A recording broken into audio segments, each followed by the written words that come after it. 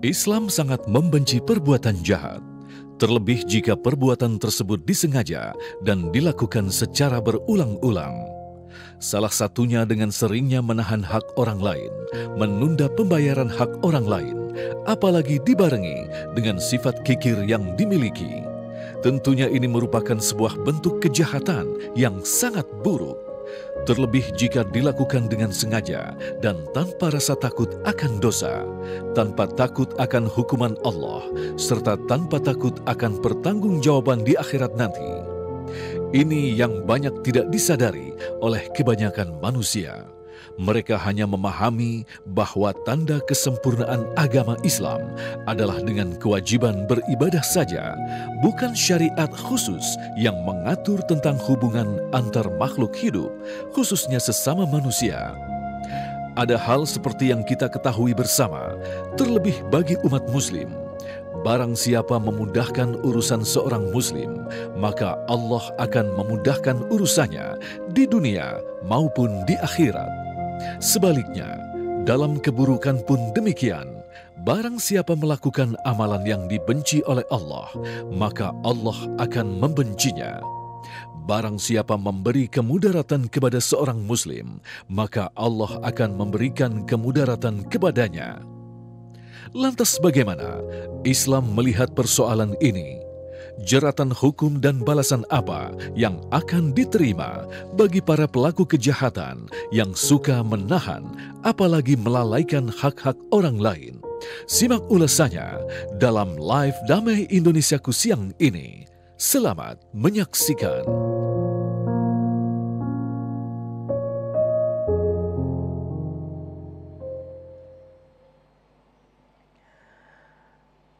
Assalamualaikum warahmatullahi wabarakatuh.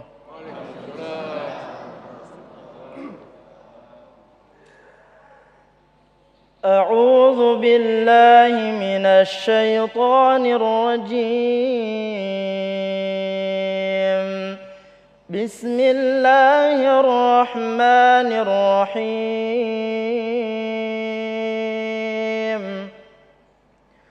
قال هذا فراق بيني وبينك سأنبئك بتأويل ما لم تستطع عليه صبرا أما السفينة فكانت لمساكن يعملون في البحر فأردت أن أعيبها وكان وراءهم ملك يأخذ كل سفينة غصبا صدق الله العظيم. السلام عليكم ورحمة الله وبركاته. Assalamualaikum warahmatullahi wabarakatuh. Alhamdulillahirabbil alamin. Allahumma shalli ala sayyidina Muhammad wa ala ali sayyidina Muhammad. Puji syukur kepada Allah yang kembali mempertemukan kita dalam majelis Ilmu Damai Indonesiaku yang kali ini kembali disiarkan secara langsung dari Masjid Al-Aqwam, Jalan Bintara Jaya, Permai, Bekasi. Pemirsa, sebuah tema yang baru saja kita saksikan tadi sebagai pembuka, kita akan mengangkat tema berkaitan dengan hukum menunda dan melalaikan hak orang lain. Alhamdulillah telah hadir bersama kita guru-guru yang kita cintai, Syekh Ahmad Al-Misri dan Ustadz Jumharudin LC. Dan insya Allah nanti kita siapkan 3 kesempatan untuk tanya jawab yang insya Allah akan melengkapi tema bahasan kita. Tentunya masih bersama kami, Damai Indonesiaku yang dipersembahkan oleh Sarung Wadimor, tentu sarung kita. Selamat mengikuti. Assalamualaikum warahmatullahi wabarakatuh.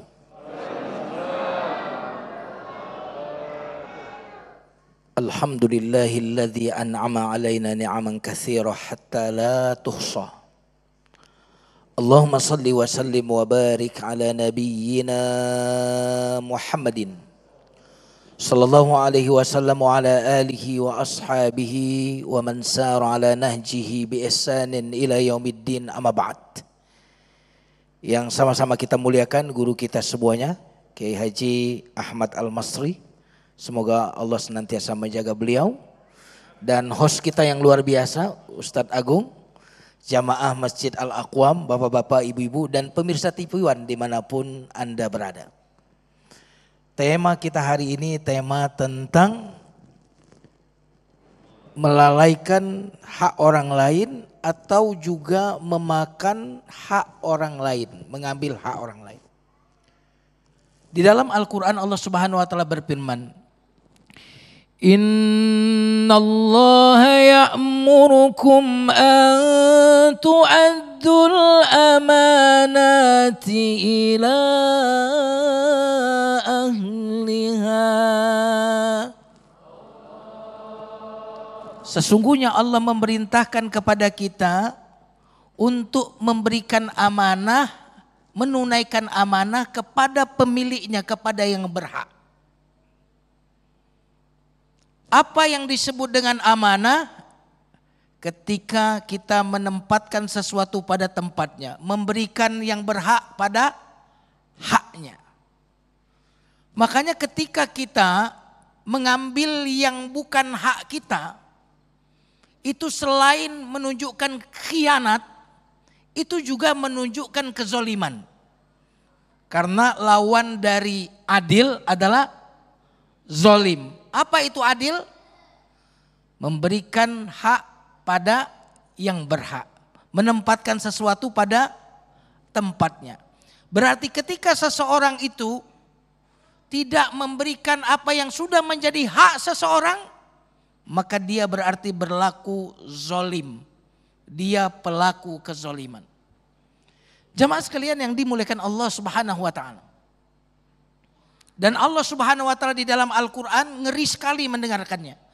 Ala la'natullahi 'alal zalimin.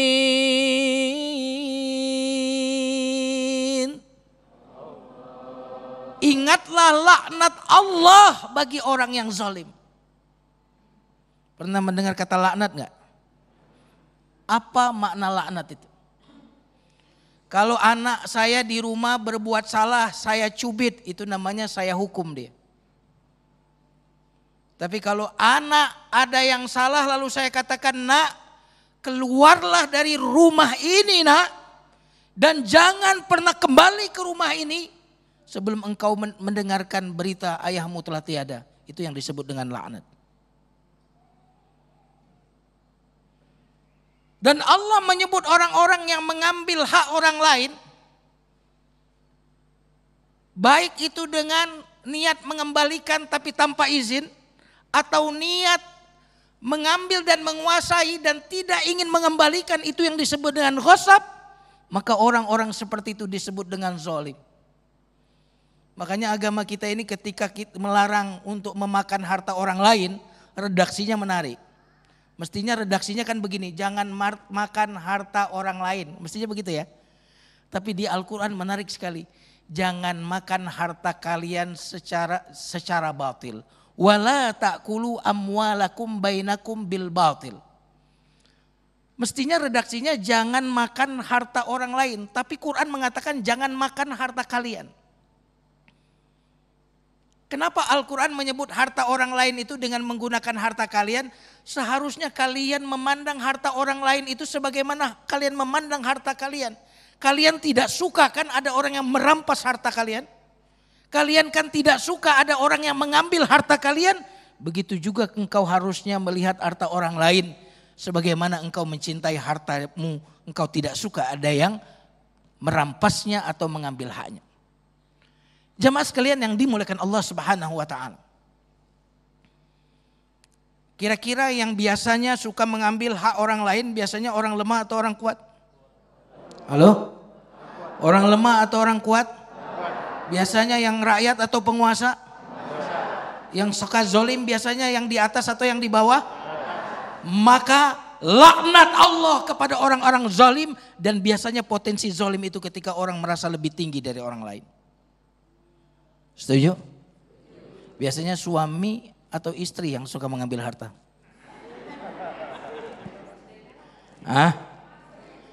Istri ya, subhanallah. Ini insya Allah istri-istri salehah semua. Jamaah sekalian yang dimuliakan Allah Subhanahu wa Ta'ala. Zalim itu juga sama akar katanya dengan kata zulmun. Zulumat, gelap. Ya kan? Wa ja'alaz zulumati wan nur. Yukhrijuhum minaz zulumati wan nur. Kenapa zolim itu terkait dengan kata kegelapan?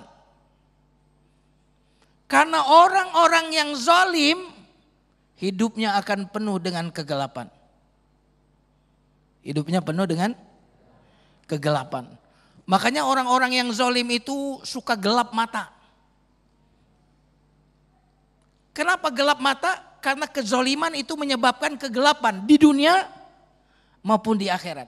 Makanya orang yang suka makan harta haram, ya senangnya bukan sama istri sendiri, tapi sama istri orang lain. Kok ke situ lagi ya? Orang yang suka memakan harta yang haram, harta orang lain, itu adalah orang-orang yang tidak pernah kenyang. Kenapa? Gelap. Tidak tahu mana baik, mana benar. Kenapa? Gelap. Zulumat. Dan di kuburan dia pun akan mengalami kegelapan. Ittaquz zulma fa inna zulma zulumat yaumal qiyamah. Takutlah kalian berbuat zalim, yaitu mengambil harta orang lain. Karena mengambil harta orang lain itu adalah kegelapan pada hari kiamat. Jamaah sekalian yang dimuliakan Allah Subhanahu wa taala. Orang-orang yang mengambil hak orang lain sebenarnya tidak akan pernah menambah rezekinya. Tidak akan pernah menambah. Dengarkan ini ya. Apa yang diambil dengan cara yang tidak benar akan menjadi pengeluaran dengan cara yang tragis. Apa yang diambil dengan cara yang tidak baik akan menjadi pengeluaran kita dengan cara yang tidak baik. Jangan cuma lihat yang masuk. Jangan cuma lihat yang masuk. Masuknya 1 triliun, 2 triliun. Lihat juga bagaimana dia caranya keluar. Satu penyakit membuat dia menyebabkan harus mengeluarkan uang miliaran juta. Kenapa demikian? Karena sesungguhnya orang-orang yang zalim ingin mengambil harta orang lain, dia tidak akan pernah mendapatkan apapun kecuali kegelapan demi kegelapan dalam kehidupannya. Jamaah sekalian yang dimuliakan Allah Subhanahu wa taala. Dalam hadis yang lain Rasulullah SAW bersabda, "Ittaqu da'watal mazlum fa innahu laisa bainahu wa bainallahi hijab." Wahai orang-orang yang zalim, yang mengambil hak-hak orang-orang lemah, mengambil harta, tanah rakyat misalkan diambil, tanah tetangga misalkan yang diambil, istri tetangga, apalagi coba. Ketahuilah bahwa antara orang yang dizolimi dengan Allah tak ada jarak. Jika berdoa pasti Allah mengabulkannya. Anda tidur dengan nyenyak padahal yang terzolim ini sedang mendoakan celaka buat Anda. Semoga kita dilindungi oleh Allah Subhanahu wa taala. Amin ya rabbal alamin. Terima kasih Ustadz Jumahrudin yang kembali mengingatkan kepada kita agar kita jangan pernah bermain-main dalam kehidupan ini. Apalagi melakukan kezoliman tanpa kita sadari. Jangankan kita berbuat zolim kepada orang, kepada diri kita pun sendiri ternyata kita dilarang. Insya Allah kita akan lengkapi tema bahasan kita dengan segmentasi tanya jawab. Tentunya masih bersama kami, Damai Indonesiaku.